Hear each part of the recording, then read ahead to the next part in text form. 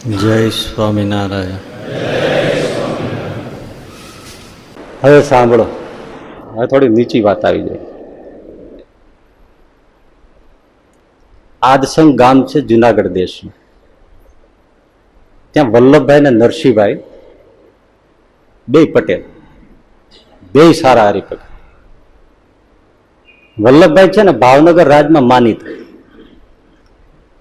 કઈક શિકારે મહારાજા ગયા છે, ભાવનગર મહારાજા, અને એમને કઈ બચાવ કરી દીધો હશે. તો મહારાજ રાજી થઈ ગયા. એટલે પછી મહારાજને રાણી હતા ને, એમણે એમને ભાઈ, ધર્મના ભાઈ તરીકે માનેલા વલ્લભભાઈ પટેલ. એ સત્સંગી સારા, પણ એનું થોડું એને ગુમાન આવી ગયું. બીજા ગામમાં નરસિંહભાઈ હતા, એ સારા હરિભગત, એ આગેવાન. એ બે ને ટસલ થાય. હવે કોઈ પણ કઈ બાબતે થઈ, એટલી બધી આંટી પડી ગઈ કે એકબીજાનું ખૂન કરવાની સુધીની તૈયારીમાં આવી ગયા. બે બંદૂક લઈને ફરે, બે ને ખભે બંદૂક, લાગ મળે એ ફૂંકી દી. આવું વેર.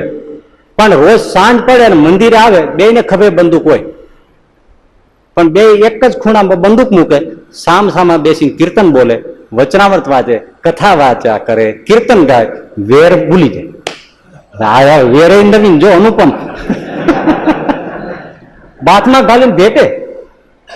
સહજાનંદ સ્વામીનો એક જણો મહિમા કે બીજો સાંભળે, પણ જેવું મંદિરમાંથી પગથિયું ઉતરે, બે બંદૂકો ખભે ચડાવે કે તે થાજે ભાઈડો. આવું વેર, વેરે અલૌકિક.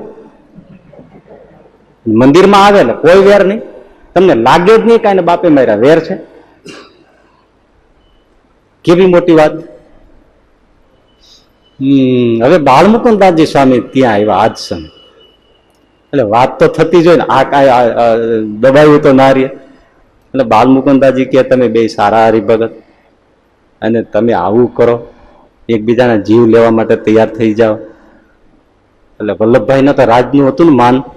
એટલે સ્વામી એમને કીધું પેલા કે વલ્લભભાઈ, નરસિંહભાઈ, આ મૂકી દો, અમારે વચ્ચે મૂકી દો, હશે જે થયું તે છોડી દો. સ્વામી એ વાત તો બરાબર છે, પણ આગલું બધું કેમ ભૂલાય? આ તો વટનો સવાલ છે. સ્વામી કે વટ મૂકી દો, સાધુ આગળ મૂકી દો. સુખે માણસનો દેહ મળ્યો છે તો સત્સંગ કરી લ્યો, ભગવાન ભજી લ્યો. હા સ્વામી, ભગવાન તો અમે ભજીએ જ છીએ, પણ હવે આંટી પડી ગઈ છે, એ આંટી છે ખરી, અને એ આંટી એમ તો કેમ મુકાય, એમ કઈ ઉભા થઈ ગયા. બાલ મુકુદાસજી સ્વામી જેવાનું માયનું નહીં. ગુરુદેવ શાસ્ત્રીજી મહારાજે પણ આ વાત કરેલી. બાલ મુકુદાસજી સ્વામી આવેલા આજ સંઘમાં, આ બેને સમજાવવાની કોશિશ કરેલી. એ સ્વામી વાત કરેલી, કદાચ વચનામૃતની કેસેટમાં કેમાં ક્યાંક આવતું હશે. હા, હરિભાઈ સાંભળીશ. એટલે વલ્લભભાઈ માન્યું નહીં. રાજરાણી નો માની તો ધર્મનો ભાઈ, માન્યું નહીં, ઉભા થઈને વી આવી.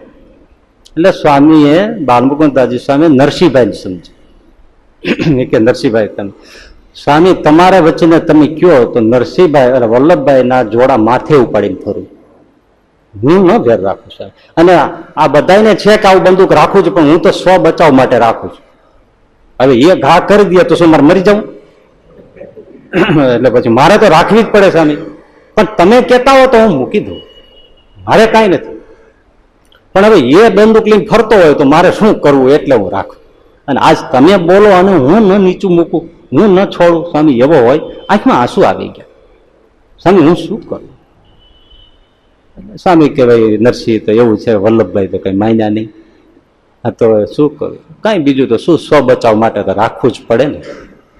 સ્વામી એવું બોલે, રાખવું જ પડે, બીજું શું કરો, તમે શું કરો, પણ અમે તમારા ઉપર રાજી છીએ. આનો અર્થ શું થયો? વલ્લભની ચિઠ્ઠી ફાટી ગઈ. આનો અર્થ શું થયો? સ્વામી તો બીજે દિવસે જતા રહ્યા. થોડા દિવસો જતા ગયા, એમાં વલ્લભભાઈ કઈક નક્કી કરી નાખ્યું કે હવે નરસિંહ ઉડાડી જ દેવો છે. આના માણસો તો હોય ને ગામમાં, એમણે કીધું વલ્લભભાઈ પાકું કરી નાખ્યું છો. એટલે નરસિંહભાઈ થઈ ગયું કે એ હવે ફૂંકી જ દેવાનો છે. તો એ ફૂંકે પેલા હું કેમ ન ફૂંકી દઉં? મને જ જો મારી નાખવાનો હોય તો હવે મારે. અને ભાઈ એટલે એના ફળિયામાં ઢોલિયો ઢાળી સુતા હતા. બપોરનો જ વખત, સિંહના ચિત્તો જેમ કૂદે ને એમ આખી દિવાલ, એ વખતના માણસો એવા લોઠા આખા મકાનો ઠેકી જતા હોય એવા હતા મજબૂતો બધા. જે મારી દિવાલ આખી છે સિંહની જેમ ઠેકી. ઓલો હજી વિચારે ન વિચારે છાતી ઉપર ચડીને ભડાકે દઈ દીધો. એમ તો સૂર્ય હતા, છાતી ઉપર બે ગોઠણ મૂકી, લે વલ્લભ ફૂંકવો છે ને લઈ લે સ્વામિનારાયણ નું નામ લેવા દીધું એને. કહું ને વાત વાત એટલે ભાઈ એવી એમ લઈ લે સહજાનંદ સ્વામી સંભાળી લે તમારા ઓલા ભાઈ હતું જ નહીં, એનું હથિયાર તો હાથમાં હતું જ નહીં, અને ઓલા મજબૂત રીતે મરણીઓ થઈને આવ્યો એ ચસકવા દેતો હશે. બે ગોઠણે જે આમ દબાવી દીધો, વલ્લભભાઈ નીકળી શકે એવી તાકાત પછી હતી નહીં. લઈ લે ભગવાનનું નામ, સ્વામિનારાયણ સામે શેડીને દઈને છાતી ઉપર જ ઘોડો દબાઈને ફૂંકી દીધા. અને એટલા જ વેગથી દિવાલ કૂદી અને બાજુમાં લગભગ 2-3 ગામ છે તો ત્યાં પોલીસ હતા, એનું થાણું છે, ત્યાં જઈને બેસી ગયા. એની અરે પોલીસોને ચા પાણી કરાવ્યા, નાસ્તા કરાવ્યા, અને પોલીસોની અરે બેઠા. પોલીસોને કઈ ખબર નહીં આ શું કરીને આવ્યો છે. હવે આને ફૂંકી માર્યા ભાવનગરમાંથી. પછી ધીમે તપાસ નીકળી ત્યારે નરસિંહભાઈને બોલાવવામાં આવ્યા. કેસ છે કેમ દાખલ? ત્યારે ભાઈ તમે આના ફૂંકવાની મારી મને કયો છો, પણ હું તો એ વખતે 2-3 પોલીસ થાણે બેઠો હતો. હવે એવી પાકાઈ કરી, આ પૂછો પોલીસ થાણામાં, હું એની બેઠો તો મેં એને ચા પાણી નાસ્તા ગાંઠિયા ખવડાવ્યા. એટલે પોલીસો કે હા મહારાજ એ તો અમારી પાસે ત્યાં બેઠા હતા. નિર્દોષ છૂટી ગયા. પણ થયું શું? હવે મજાની વાત છે, સાંભળવાની વાત તો એ છે. ધર્મનો ભાઈ માનેલો ને, એટલે એ બે રાણીએ એને કોઈએ કીધું કે આને કાવતરું કરીને પછી ત્યાં પોલીસ થાણે પહોંચેલા છે, બાકી માર્યા તો એને જ છે. એમ મારા ધર્મના માનેલા ભાઈને આને નરસિંહ માર્યો. એટલે મહારાજાને કહીને આખો કેસ રીઓપન કરાયો, ફરીથી કેસ ચલાવો. અને એમાં એ ગુનેગાર સાબિત થયા. મહારાણીના દબાણને વશ થઈને ફાંસીની સજા નરસિંહભાઈને ફરવામાં આવી. સમય નક્કી થઈ ગયો. હવે સાંભળજો, એને નિયત સમયે એને ફાંસીને માછડે લઈ જવામાં આવ્યા. નરસિંહભાઈને પાટિયા ઉપર ઉભા રાખ્યા. જલ્લાદે ઓલું કાળું ડગલું પહેરાવે ત્યાં એને શરૂ કરી દીધો. શું? વંદો સહજાનંદ રસરૂપ અનુપમ સારને રે. ભાઈ આ વંદુના મહિમા જોવો તમે.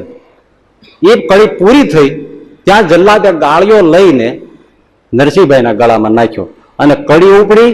જેને ભજતા છૂટે ફંદ, એ ફંદ બોલાયું, સરળ કરતો ગાળીઓ છૂટી ગયો. દોરડું લબડી ગયું. બધા ન્યાયદેવ જલ્લાદ બધા જોઈ રહ્યા કે મારા આ ગઠોડું કાં છૂટી ગયું, ગાંઠ છૂટે એમ. જેને ભજતા છૂટે ફન, બંધુની તાકાત જોવો અને ભગતની ભાવ જોવો. ફાંસીનો ગાળિયો છૂટી ગયો. જલ્લાદ ઉભો થઈ ગયો. એને ખબર પડી ગઈ કે આ ભગત કંઈક બોલે છે ને એનો પ્રતાપ છે આ, નહીં તો આ ગાંઠ છૂટે ને આવી રીતે દોરડું છૂટે નહીં. પણ જલ્લાદે પગ પકડી લીધા. એ કે નરસિંહભાઈ સાંભળો, આ રાણીના દબાણને લઈને તમને ફરીથી કેસ રીઓપન થઈને ફાંસીએ ચડાવ્યો છો, અને તમારી જે ભક્તિ હોય તે આ ગાળિયો છૂટી ગયો એ હકીકત છે, હું સમજુ છું. પણ જો હજી તમે એ જ બોલતા રહેશો ને ગાળિયો છૂટતો જ રહેશે તો મહારાણીને થશે જલ્લાદ ફૂટી ગયો છે, જલ્લાદ ગાળિયો સરખો વાળતો નથી, તો તમારે બદલે મને ચડાવી દેશે. મારા ઉપર દયા કરો, મેં ગુનો નથી કર્યો. ખરેખર તમે ખૂન કર્યું જ છે. છૂટી ગયા હતા નિર્દોષ. મહારાણીના દબાણને વશ થઈને ફરીને કેસ રીઓપન થયો અને તમને ફાંસીની સજા થઈ છે. એ તમારા ગુનાને લીધે જ થઈ છે, પણ મહારાણીનો પાછળ દબાણ છે. વિચાર કરો, મારે વગર કારણે મારે ફાંસી ચડવાનું થશે. એના કરતા તમે સજા જે છે એના ગુનાને નિમિત્તે સજા સ્વીકારી દો અને જે બોલો છો બંધ કરો. જલ્લાદને કેવું પડ્યું તમે બંધુ બંધ કરો, એમ તમે જે બોલો છો બંધ કરો અને ફાંસી સ્વીકારી લો. નરસિંહભાઈને એમ થઈ ગયું ભાઈ હું આ બોલતો રહીશ, ગાંઠિયો કેટલા ગમે એટલી વાર વાળ છે તો છૂટી જાય. એ ભગતની શ્રદ્ધા જુઓ. અને આ વંદુ જુઓ તમે, જેને ભજતા છૂટે ફન. એટલે આવું એપ્રોપ્રિએટ તમને દ્રષ્ટાંત કઈ મળે? જેને ભજતા છૂટે ફંદ, અને ફંદ બોલે ને ગાળીઓ છૂટી જાય. એટલે નરસિંહભાઈને થઈ ગયું વાત તો સાચી છે, આ નિર્દોષ મરી જાય છે. બંધુ બોલવાનું બંધ કર્યું અને જલ્લાદને કીધું કે વાંધો નહીં, હવે હું નહીં બોલું, મેં સજા સ્વીકારી લીધી છે, તું ફરીથી ગાળીઓ વાળી નાખ. ફાંસીની સજાનું એવું છે ને કે જો એને ઈશારો કર્યો સમય હોય ને એ સમય જો છૂટી જાય તો પાછો એ કેસને છોડી દેવામાં આવે, એ સજા થઈ ગયેલી ગણાય. પણ હજી તો સમય તો આવ્યો જ નહોતો ને, સમજાય છે ને. આ ફાંસીની સજાની તો એવું છે ને, એકવાર સજા થઈ ગઈ એ વખતે જો બચી જાય તો પછી ફરી ફાંસી ન થાય, અપાઈ ગઈ સમજાય. પણ હજી તો શરૂઆત હતી અને સમય તો ફાંસીનો બાકી છે. જે નિયત સમય હોય 6 ને 10 તો 6 ને 10 ફાંસી અપાય, તો જે 10 મિનિટ જે આવવાની હોય એ તો આવી જ નથી ને. એટલે નરસિંહભાઈ સ્વીકારી લીધું કે જલ્લાદને કીધું તું ચિંતા ના કર, હવે હું નહીં બોલું, અને તું ફરીથી ગાળીઓ વાળી નાખી. અને જલ્લાદે ફરીથી ગાળીઓ વાળ્યો, ટોપો પહેરાયો, ગાળીઓ નાખ્યો અને ટોપો પહેરાયો. એ વખતે એને કીર્તન ઉપાડ્યું, કયું? અંતકાળે આવી રે સંભાળી લેજો શામળા, એ જોશોમાં મારા અવગુણ શ્યામ. અંતકાળે આવી રે સંભાળી લેજો એ શામળા. એ પદ એમણે બોલ્યા. એ પદ બોલતા બોલતા જ નિયત સમયે નરસિંહભાઈએ રાજી ખુશીથી ફાંસીની સજા સ્વીકારી લીધી. આ ઘટના બની. બોલો, જેને ભજતા છૂટે ફન કરે બહુ પાર ને. અલા કે આવો પ્રસંગ મળે તમને ગોતો, કાળની ગતિ ઈચ્છે તો મરે લ્યો. બોલો, એને બંધુ કેટલું જીવમાં ઉતરી ગયું છે, એનો મહિમા એ ભગતને કેટલો હશે કે છોડી નાખે ભાઈ. હવે આ દેખાતી ફાંસીના ગાળિયા છૂટી જાય તો અદ્રશ્ય કાળ કર્મ માયાના ફંદા ના છૂટે હે?